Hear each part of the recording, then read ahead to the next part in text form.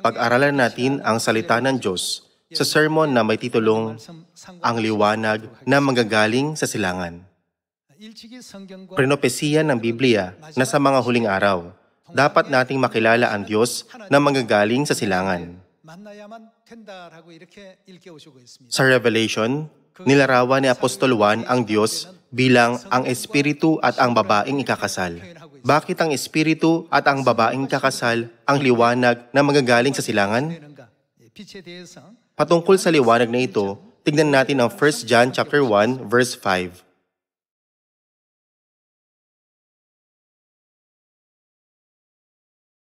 Chapter 1 verse 5. At ito ang mensahe na aming narinig sa Kanya at sa inyo'y aming ipinahahayag na ang Diyos ay ano? Ang Diyos ay liwanag at sa Kanya'y walang anumang kadiliman. Kung sinasabi nating tayo'y may pakikisama sa Kanya at tayo'y lumalakad sa kadiliman, nagsisinungaling tayo at hindi natin ginagawa ang katotohanan. Verse 7.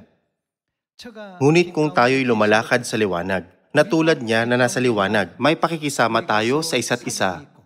At ang dugo ni Jesus na Kanyang anak ang lumilinis sa atin sa lahat ng kasalanan.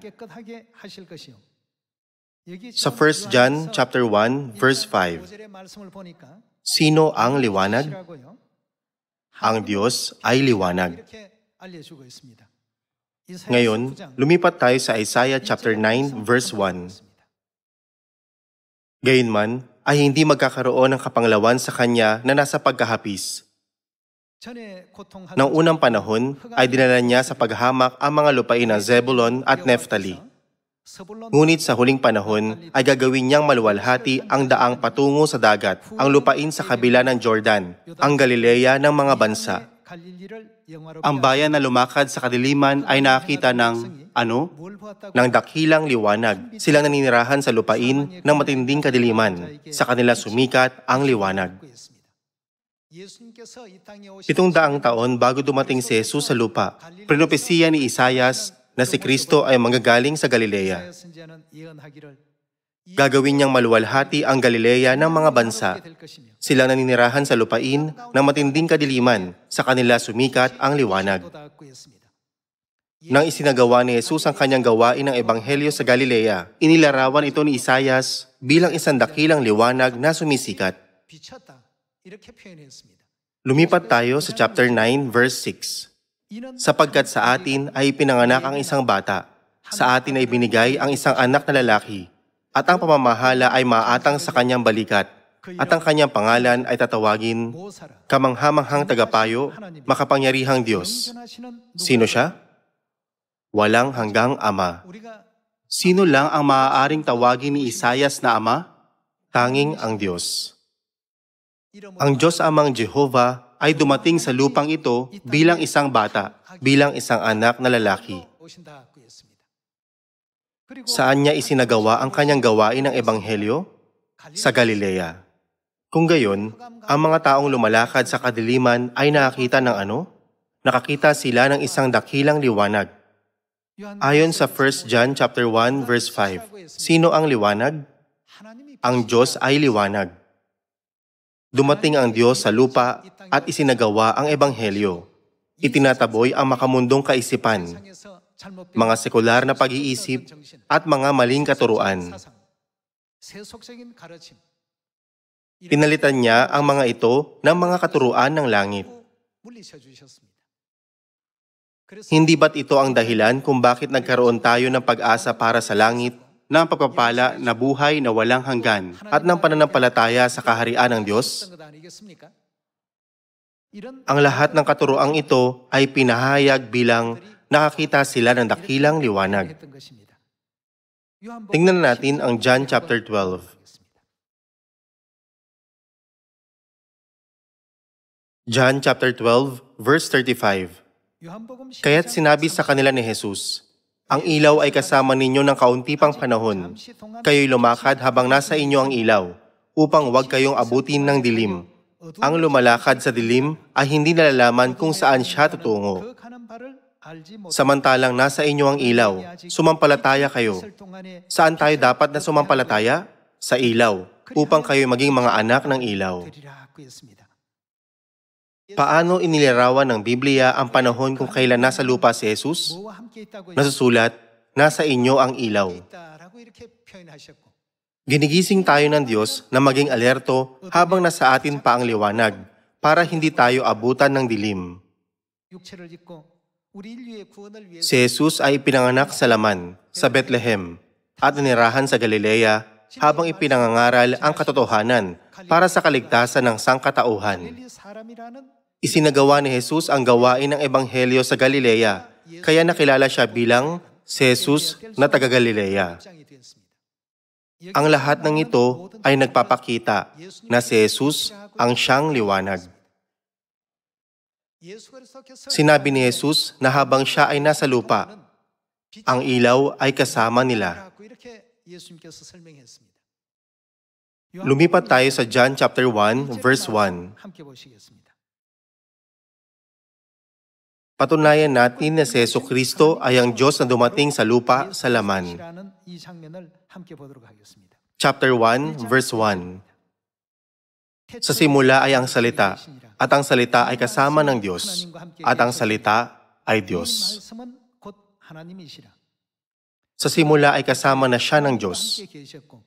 Lahat ng mga bagay ay ginawa sa pamamagitan niya, at kung wala siya, ay hindi nagawa ang anumang bagay na ginawa. Nasa sa Kanya ang buhay, at ang buhay ay, ano? Siyang ilaw ng mga tao. Verse 5. Ang ilaw ay lumiliwanag sa kadiliman, at ito'y hindi nagapi ng ano? Ng kadiliman. Ang Diyos na siyang liwanag ay dumating sa lupang ito at nangaral ng katotohanan sa sangkatauhan. Tinuturo sa kanila ang daang patungo sa kaharian ng langit. Gayunman, hindi naunawaan ng mga nasa kadiliman ang kanyang mga salita. Dito, sinabi na, ang ilaw ay lumiliwanag sa kadiliman.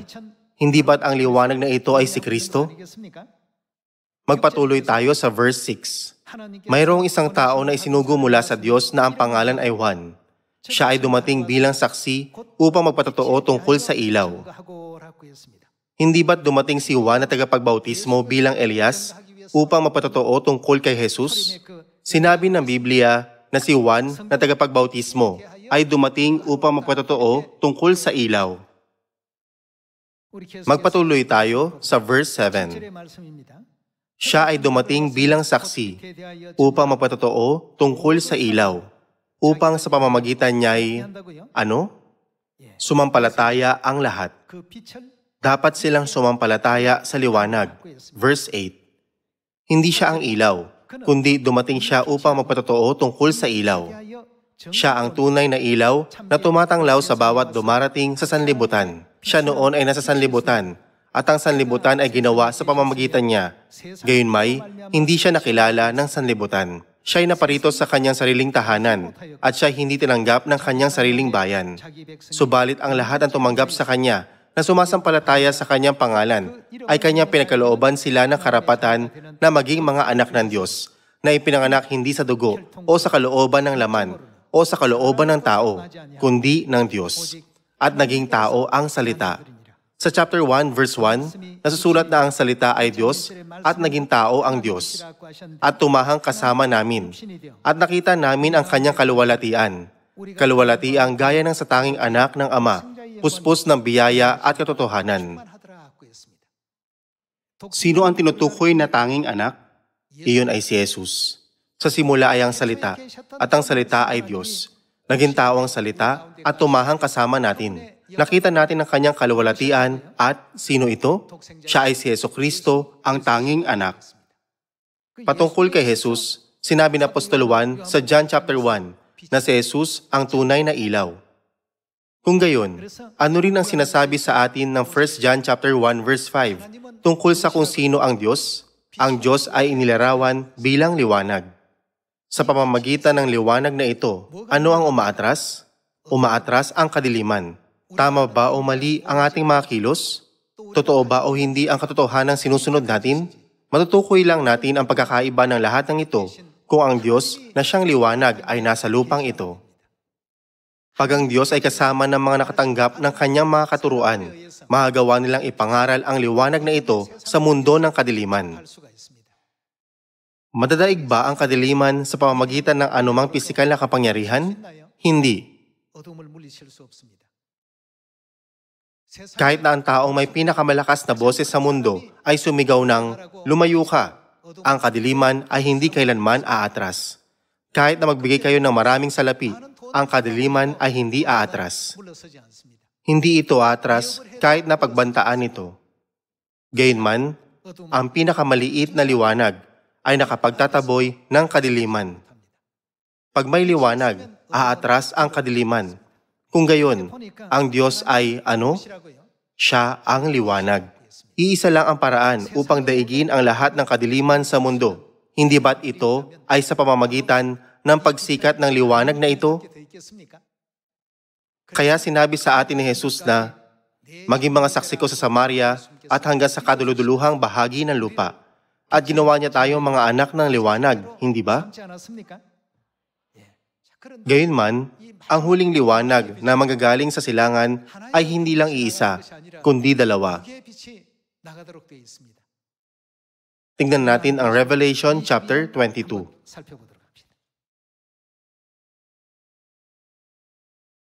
Sa Revelation chapter 22 verse 17, nasusulat, "Ang Espiritu at ang babaeng kakasal ay nagsasabi, 'Halika.'"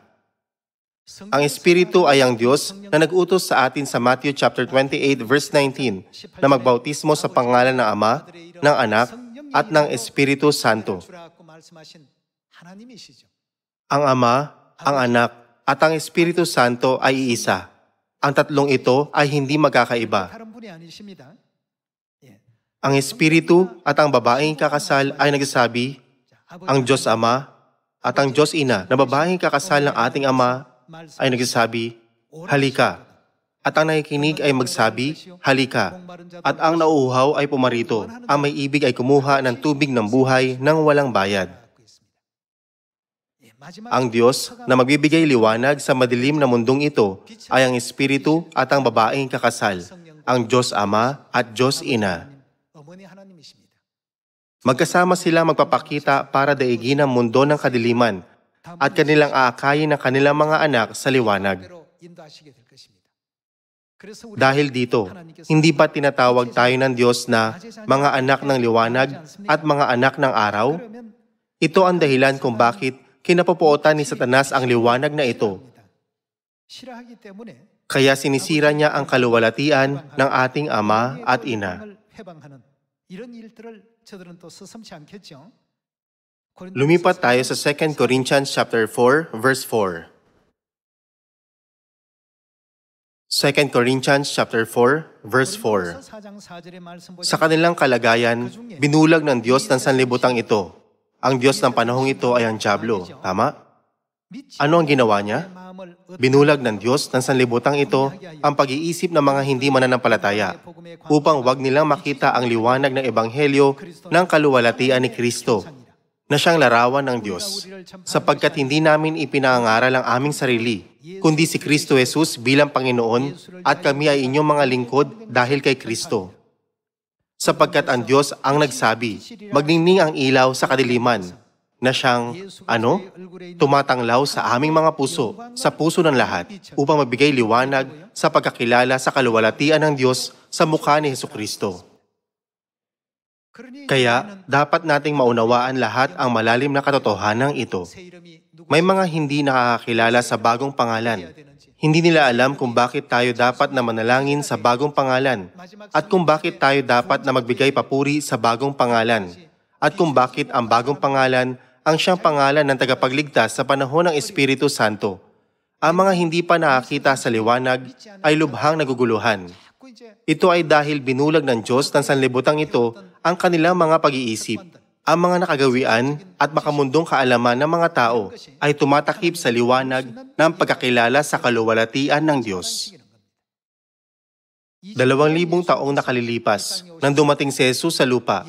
Sa John chapter 10 verse 30, sinabi niyang, "Ako at ang Ama ay iisa." Ang mga Hudyo, ang mga Fariseyo, ang mga eskriba, at ang mga pari na mga nag-aangking naniniwala sa Diyos ay nagtangkang batuhin si Jesus, sinasabing nilapastangan niya ang Diyos. Sa kabila ng propesiya ni Isayas na darating ang Diyos sa laman, nagtanong sila, paano magiging Diyos si Jesus? Isa lang siyang tao. Nasusulat sa 2 Corinthians chapter 4 na dahil sa mga ganitong pag-iisip, hinarangan ng mga ito ang liwanag ni Kristo na sumikat sa buong sangkatauhan. Gayunman, paano naman tayo? Ipinakita sa atin ng Diyos ang liwanag. Kaya naiintindihan natin ang bagong pangalan at ang katotohanan tungkol sa panahon ng Ama, ng Anak, at ng Espiritu Santo. Naunawaan natin kung bakit nananalangin ang mga tao sa pangalang Jehovah bago dumating si Jesus. At alam natin na dapat tayong manalangin sa bagong pangalan ni Jesus sa panahong ito ng Espiritu Santo. Dahil ang Diyos ay liwanag, malibang tanggapin natin ang Diyos, hindi natin kailanman masasabi na natanggap na natin ang liwanag. Ni masasabi na natanggap na natin ang liwanag na katotohanan at ang liwanag ng Diyos Elohim, ang Diyos Ama at Diyos Ina na dumating bilang Espiritu at babaeng kakasal. Sa Biblia, si Jesus, ang Diyos na may lalaking larawan, ay madalas na tinutukoy bilang liwanag. Itinuturo din nito sa atin ang katotohanan tungkol sa Diyos Ina, na may babaeng larawan ng Diyos na tinukoy din bilang liwanag. Kumpirmahin natin ito sa Isaiah chapter 60. Ang Isaiah chapter 60 ay umaawit ng kaluwalhatian na tatanggapin ng Jerusalem. Tingnan natin ang Isaiah chapter 60 verse 1. Ikaw ay bumangon. Ano ang dapat nating gawin? Magliwanag ka, sapagkat ang iyong liwanag ay dumating, at ang kaluwalhatian ng Panginoon ay sumikat sa iyo. Sapagkat darito, tatakpan ang lupa ng kadiliman at ng makapal na dilim. Ang ano? Ang mga bayan. Sa pamamagitan ng kadiliman, tinatakpan ng Diyos ng mundong ito ang pag-iral ng Diyos para hindi makilala ng mga tao ang Diyos. At inahadlangan ang pananampalataya ng mga tao, gaya ng nakita natin sa Biblia. Ang hari ng mundong ito, iyon ay ang dyablo, ay hinahadlangan ng bayan ng Diyos na maunawaan ng tama ang Diyos sa pagsasabing, mayroon bang mabuting bagay na maaaring manggaling sa Galilea? Hindi siya nakapag-aral. Hindi ba't ang kanyang ama ay isang karpintero at ang kanyang ina ay isang ordinaryong babae lang? Paano magagaling ang isang dakilang tao mula sa ganoong pamilya? Lumilikha si Satanas ng mga bitag para tignan ng lahat ng tao ang lahat ng bagay mula sa pisikal na pananaw. Kaya nagbigay si Jesus ng isang napakahalagang mensahe sa Matthew chapter 11. Mapalad ang sino mang hindi natitisod sa akin. Tinatakpan ni Satanas ang kaluwalhatian ng Diyos mula pa noong nasa langit tayo hanggang sa pinakahuling sandali natin dito sa lupang ito. Sa pamamagitan ng iba't ibang mga taktika, kabilang ang pag-uusig at panlilinlang. Pinipigilan tayo ng mga ito na maniwala kina Ama at Ina para maagaw sa atin ang kaligtasan, kalayaan, at ang katotohanan na nasa atin. Dahil nabubuhay tayo sa pisikal na mundo, nakatuon lang ang ating mga pandama sa mga material na bagay. Kaya hindi kalabisang sabihin na halos hindi natin nadarama ang espiritual na mundo. Hindi ba't ito ang dahilan kaya ibinigay sa atin ng Diyos ang Biblia? Ipinapaunawa sa atin ng Biblia ang mundo na hindi natin maintindihan o madama. Ginigising tayo nito sa katotohanan na kung maniniwala tayo sa mga salita na kapaloob dito at kung susundin natin ito, tatanggap tayo ng kapatawaran ng mga kasalanan at ng kaligtasan. Ang isa sa mga salitang ito ay ang sumampalataya sa liwanag. Muli nating tingnan ang Isaiah chapter 60 verse 1. Ikaw ay bumangon, magliwanag ka, sapagkat ang iyong liwanag ay dumating, at ang kaluwalhatian ng Panginoon ay sumikat sa iyo, sapagkat narito, tatakpan ang lupa ng kadiliman, at na makapal na dilim ang mga bayan. Ngunit ang Panginoon ay sisikat sa iyo, at ang kanyang kaluwalhatian ay makikita sa iyo. At ang mga bansa ay paroroon sa iyong liwanag. Ang liwanag na ito ay tumutukoy sa liwanag ng Jerusalem. At ang mga bansa ay darating sa iyong liwanag. At ang mga hari, saan sila paroroon? Sa ningning ng iyong pagsikat. Isa itong propesiya na hindi maaaring baguhin, dahil isa itong propesiya na inirecord ng Diyos sa pamamagitan ng isang propeta, kaya ito ay tiyak na mangyayari. Kahit na labis na magsikap ang isang tao na hadlangan ng plano ng Diyos, nagsasabing, pipigilan ko itong mangyari. Matutupad pa rin ang propesiya.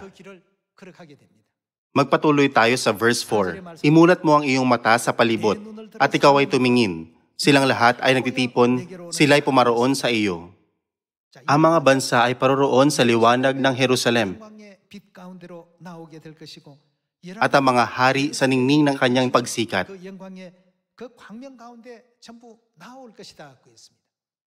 Mangyayari ba ito o hindi? Ito ay tiyak na mangyayari. Ang lahat ng ito ay matutupad sa pamamagitan ng propesiya ng Diyos, hindi sa pamamagitan ng pagsisikap na gawa ng tao.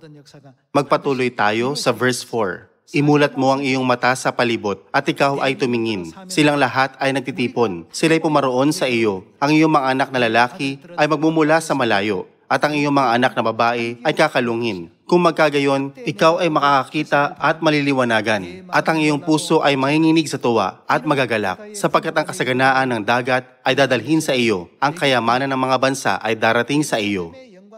Dito, ipinapakita ng Diyos ang kung ano ang mangyayari pag nahayag sa lahat ng tao sa buong mundo ang liwanag ng Jerusalem. Pag ang kadiliman ay itinaboy, at pag ang liwanag na katotohanan ay may pangaral sa kanilang mga puso. Pumunta tayo sa verse 12. Sapagkat ang bansa at kaharian na hindi maglilingkod sa iyo ay mamamatay. Ang mga bansang iyon ay malilipol ng lubusan. Pumunta tayo sa verse 14.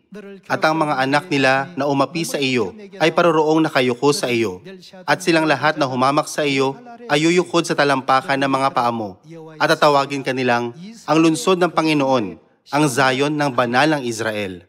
Pumunta tayo sa verse 20. Ang iyong araw ay hindi nalulubog, o ang iyong mga buwan ay lulubog, sapagkat ang Panginoon ay magiging iyong, iyong walang hanggang liwanag, at ang mga araw ng iyong pagtangis ay matatapos. Magiging matuwid na lahat ang iyong bayan, kanilang aangkinin ng lupain magpakailanman. Ang sanga na aking pananim, ang gawa ng aking mga kamay, upang ako'y luwalhatiin. Ang pinakamaliit ay magiging, magiging isang angkan, at ang pinakakaunti ay magiging isang makapangyarihang bansa.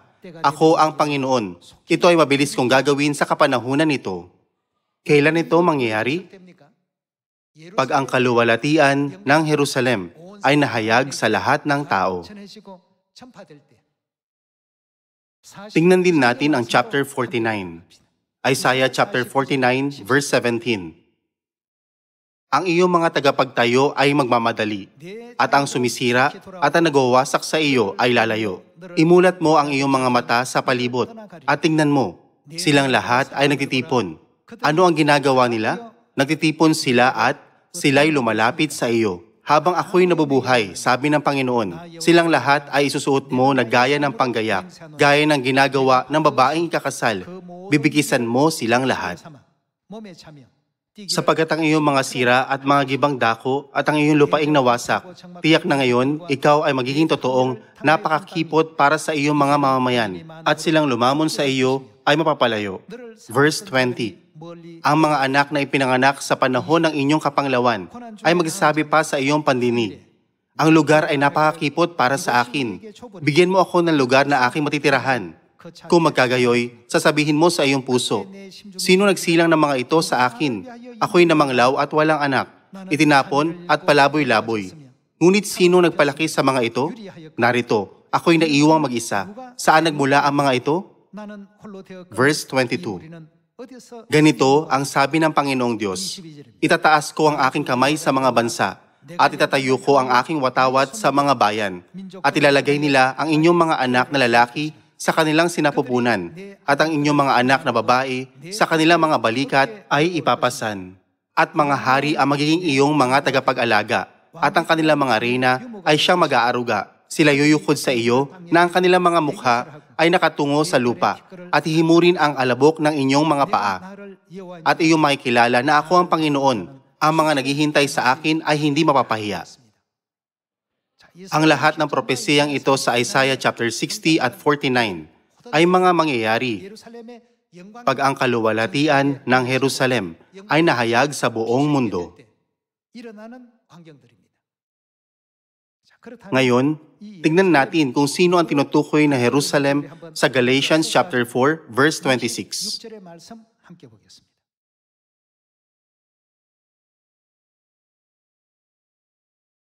Galatians chapter 4 verse 26.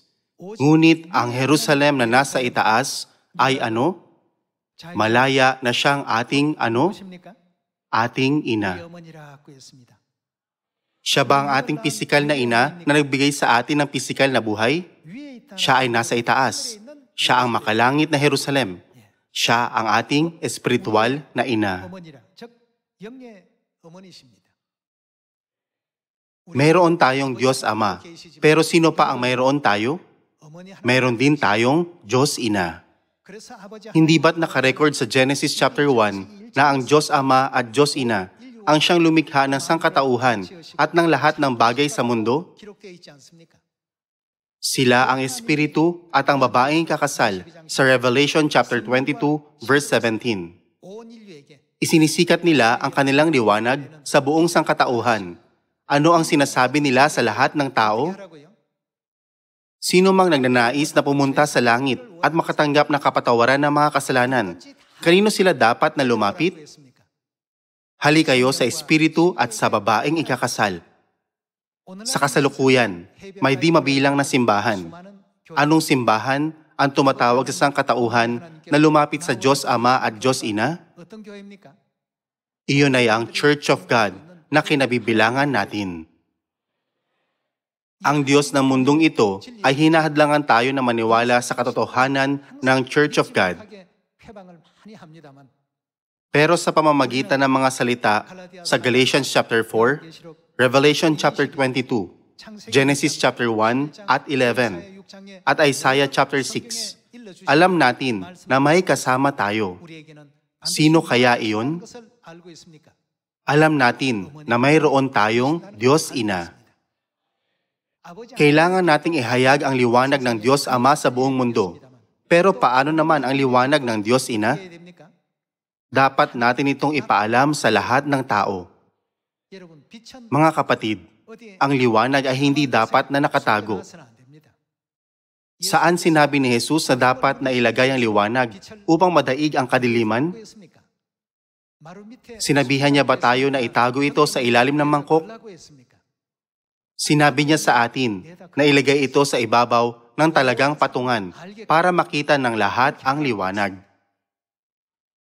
Dahil ito ang kalooban ng Diyos, hindi ba't ang mga anak ng Diyos at ang mga anak ng liwanag ay dapat na maging mga bantay ng Jerusalem na nangangaral tungkol sa makalangit na Ama at makalangit na Ina?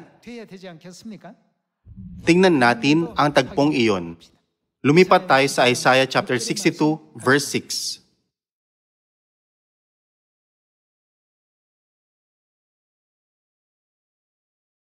Ako'y naglagay ng mga bantay sa iyong mga pader, O Jerusalem. Sila'y hindi tatahimik kailanman sa araw o sa gabi. Sino ang kinakatawan ng Jerusalem? Ang Jerusalem ay kumakatawan sa ating ina. Kayong mga umaalala sa Panginoon, huwag kayong magpahinga, at huwag ninyo siyang bigyan ng kapahingahan, hanggang sa may tatag niya at gawing kapurihan ang Jerusalem sa daigdig.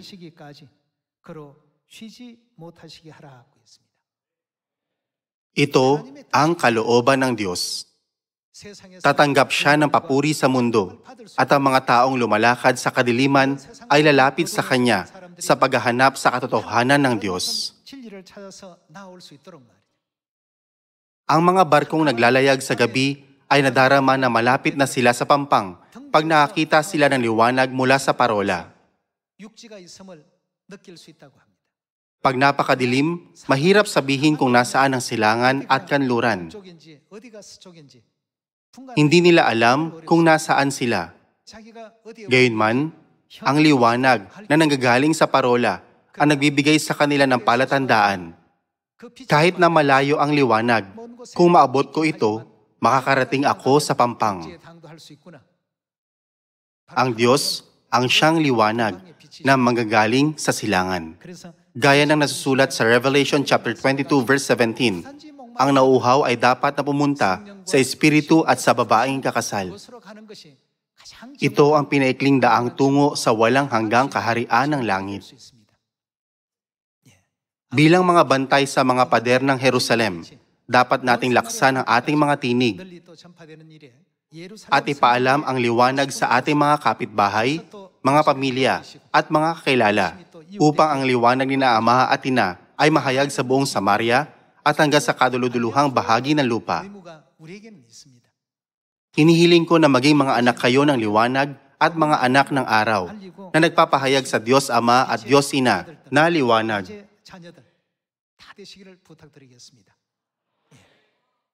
Dahil narito sina Ama at Ina sa Church of God, hindi kailanman maaaring makatapak ang mga paa ng kadiliman dito. Sa mundong ito, tanging ang Zion ang may kakayahang makilala ang katotohanan sa kasinungalingan. Ito ang dahilan kung bakit hindi matukoy ng mga tao kung ang Sabat ay linggo ba o Sabado. Hindi nila matukoy kung ang Pasko ba ay katuruan ng Diyos o ang Pasko. Hindi nila matukoy kung ang krus ay Diyos-Diyosan o hindi. Sinabi ng Diyos na bautismuhan ang mga tao sa pangalan ng Ama at ng Anak at ng Espiritu Santo. Pero hindi nila alam ang pangalan ng Espiritu Santo. Kung ang isang tao ay wala sa liwanag, siya ay nasa kadiliman. Tinatakpan ng kadiliman ang lupa at binubulag na makapal na kadiliman ang mga mata at mga tenga ng mga tao. Sa ganitong sitwasyon, ang liwanag na manggagaling sa silangan ay darating sa lupang ito. Ito ang liwanag ng Diyos Ama at Diyos Ina. Kaya hinihiling ko sa inyo na maging mga anak ng liwanag, mga sugo ng liwanag, at ihayag ang liwanag sa madilim na mundong ito ng may pagmamalaki at karangalan na matawag ng espiritu at ng babaeng kakasal. Dito, nais kong tapusin ang sermon ngayon. Maraming salamat.